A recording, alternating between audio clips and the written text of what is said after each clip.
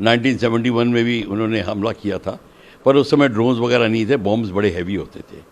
ये ड्रोन्स जो हैं जो अब जिनका इस्तेमाल किया गया, इनके वेपन्स इतने, इनका जो लोड होता है इतना हैवी नहीं होता, इतना ये किसी एक पॉइंट टारगेट को ही डिस्ट्रॉय कर सकते हैं। वो इतने डिवास्टेटिंग नहीं होते जैसे 1000 पाउंडर बॉम्ब होता था। पर जो भी है, हमारे S-400 एयर डिफेंस सिस्टम ने इन जगहों पे उनको इंटरसेप्ट किया है। हमने देखे हैं कई जगह डिबरे मिला हुआ है, कई जगह नहीं भी मिला है, कहीं जगह जो ड्रोन्स हैं वो गिर के अपनी आप कहीं वेस्ट हो गए होंगे। जो भी है, पाकिस्तान ने भी अपना काम शुरू कर दिया है।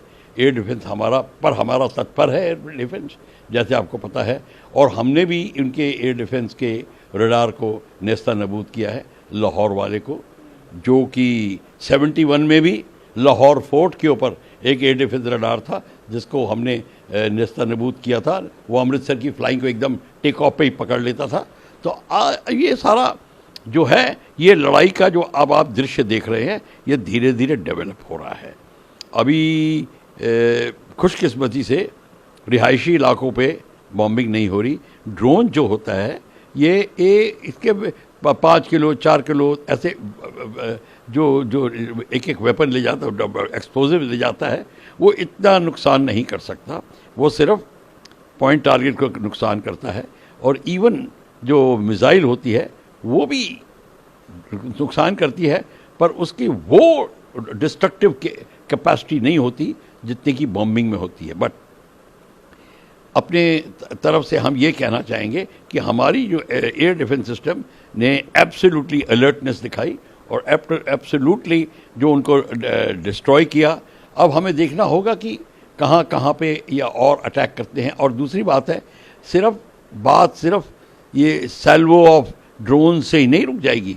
अब क्या इसमें आर्मी इन्वॉल्व होगी, क्या हमारी मूवमेंट्स होगी, क्या पाकिस्तान उसको अब द एंटे करेगा, मतलब अब दोबारा उसको लड़ाई के लेवल को ऊपर ले जाएगा और आर्मी को लगाएगा, या ये सिर्फ जैसे हम तो उसके टेररिस्ट के इलाकों को अटैक कर रहे थे, और या जो उनके रडार वगैरह जो इस काम को जिसको कहते मदद करते थे।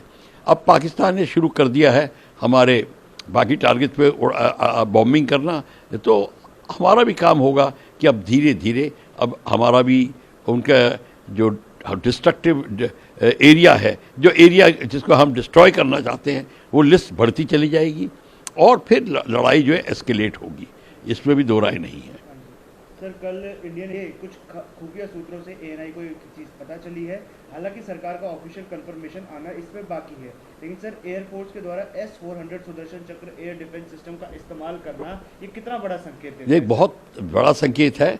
S-400 को जब इस्तेमाल किया तो एक छोटे ड्रोन के लिए S-400 का नहीं इस्तेमाल हुआ था मिसाइल का, पर जो भी है उन्होंने मिसाइल्स को इंटरसेप्ट करने के लिए S-400 ही करेक्ट है। चाहे क्रूज मिसाइल हो, चाहे हाई लेवल मिसाइल हो, इवन लो लेवल मिसाइल को भी वो एक डिस्टेंस पे डिस्ट्रॉय कर सकता है। इनकमिंग में बड़ी मिसाइल्स को भी, बैलिस्टिक मिसाइल्स को भी ये डिस्ट्रॉय कर सकता है, हेलीकॉप्टर्स, अटैक फाइटर्स, सबको। तो ये बहुत बड़ी कामयाबी है। इसका मतलब है कि S-400 जो वर्ल्ड फेमस ऑलरेडी है, उसने अपना काम दिखाया है।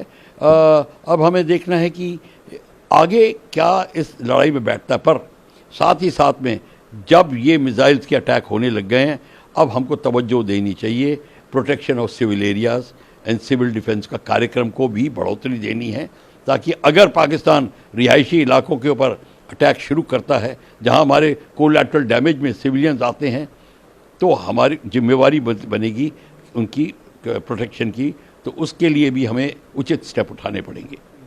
सर, हमारे इंडियन आर्म्ड फोर्सेस ने रडार्स के पूरे सिस्टम ने कई लोकेशंस में पाकिस्तान में हमला किया, जिसमें हमने देखा कि लाहौर में जो पाकिस्तान का एयर डिफेंस सिस्टम का रडार था, उसको हमने पूरी तरीके से न्यूट्रलाइज कर दिया है। तो लाहौर के इस एयर डिफेंस सिस्टम को के रडार को न्यूट्रलाइज करना, ये कितनी मदद करेगा, कितना कारगर होगा भारत? देखिए, लाहौर का जो एयर डिफेंस सिस्टम है वो बहुत बड़ा एयर डिफेंस सिस्टम है, और वो पूरे एरिया का डिफेंस करता है।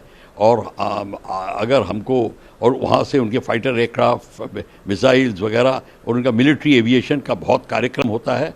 तो आप इसको मान के चलिए, Lahore is a very important base. Both civil and military, but हम सिविल की तरफ ध्यान नहीं दे रहे। मिलिट्री की कैपेसिटी उसकी बहुत है और उसके आगे मिलिट्री एरियाज़ हैं